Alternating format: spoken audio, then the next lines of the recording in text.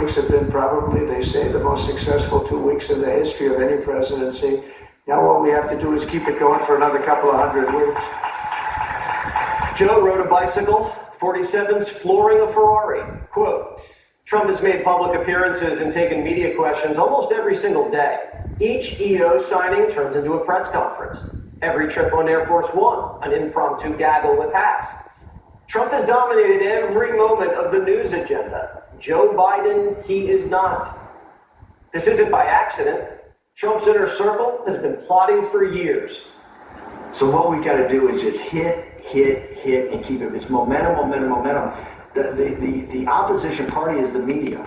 And the media can only, because they're dumb and they're lazy, they can only focus on one thing at a time. All we have to do is flood the zone. Every day we hit them with 3 things. They'll bite on one and we'll get all of our stuff done. Bang, bang, bang. These guys will never be able to recover, but we got to start with muzzle blasting.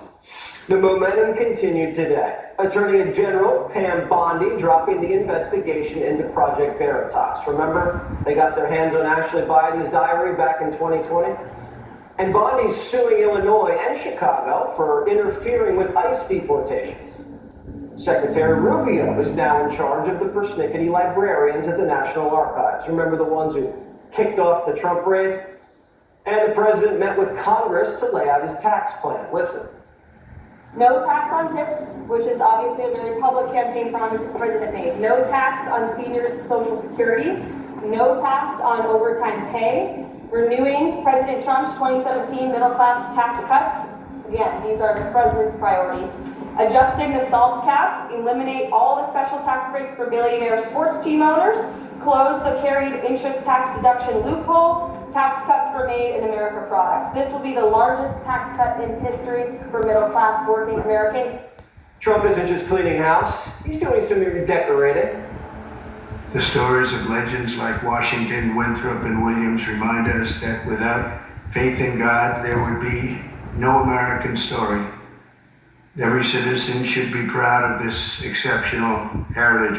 I have signed an executive order to resume the process of creating a new national park full of statues of the greatest Americans who ever lived. The president attended a national prayer breakfast today, and where he told us how facing death changed his life. None of us knows exactly when our time on earth will be over. You never know.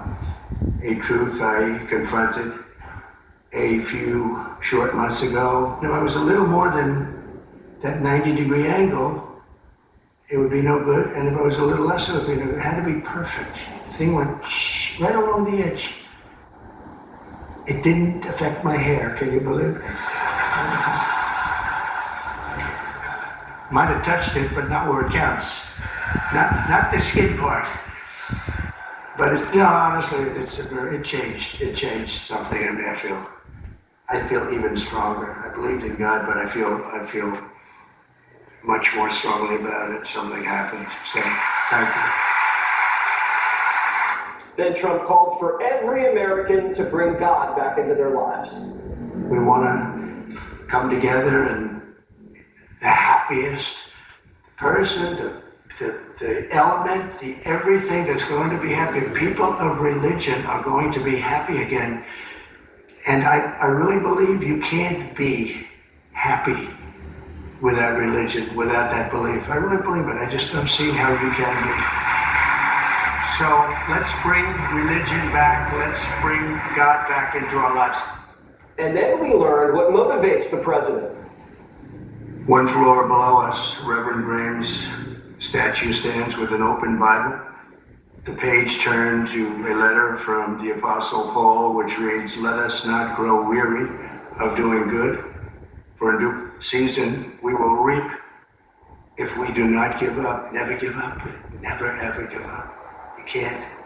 How about me? If I would have given up, I would not be here right now. Who the hell knows where I'd be?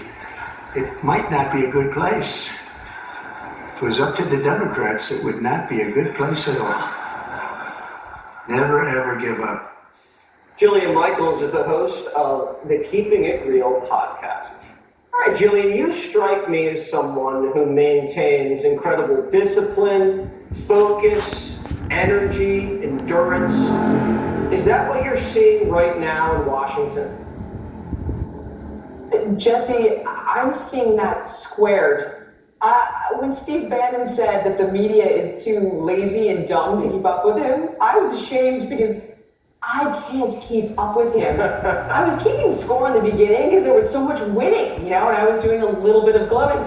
And now I'm just, every day you wake up to a new headline, like, oh, Panama, Greenland, the USAID. I mean, he's incredible. I honestly don't know how he's doing it. If you're against what he's doing, all you're doing is complaining. But these are good things for the country, so I guess he's right. You're not going to get tired of winning. When you hear him say, never give up, I know you're highly motivated, Jillian Michaels. How do you think the country takes that? Well, I'm hoping they're inspired. I can tell you personally, having gone through hardships in my life and knowing that success is a matter of attrition and you persist, but this is a guy that has been sued so many times with criminal charges. Just one lawsuit is enough to make you lose hair and lose sleep, right? This guy endured all of that and then got shot in the head. And you cannot help but think, okay, hold on a second. If he can do all of this and keep fighting and come out on top, what am I capable of? I don't even look at this guy as a politician anymore. I look at him honestly as a source of inspiration of what am I capable of if he can live through all this and come out on top. It's amazing. He's not going to fall asleep at the beach, that's for sure. How do you think RFK Jr. is looking now? He got out of committee on a good vote. I think next week we should find out. I'm feeling exceptionally positive. I hear little whispers. I'm on the outside of everything, but there are little birdies that give me tips and little bits of information. So I feel extraordinarily optimistic. And quite honestly, there is something about this administration that does feel destined. Just the fact that the president got shot in the frickin' head and survived, and this grassroots movement with RFK, like, we've come so far, I can't even imagine it falling apart now. And another shout out that I would like to give the president, he could have thrown RFK to the wolves. He could have said, listen, I got the independent vote, I got what I wanted, like, I don't need to die on this hill with private industry and special interests. Like, he didn't make it. And he and J.D. Vance went down there and they spoke to the senators and they fought for them. And I'm so impressed, I'm so grateful, and I'm excited to see what comes, to be honest. It's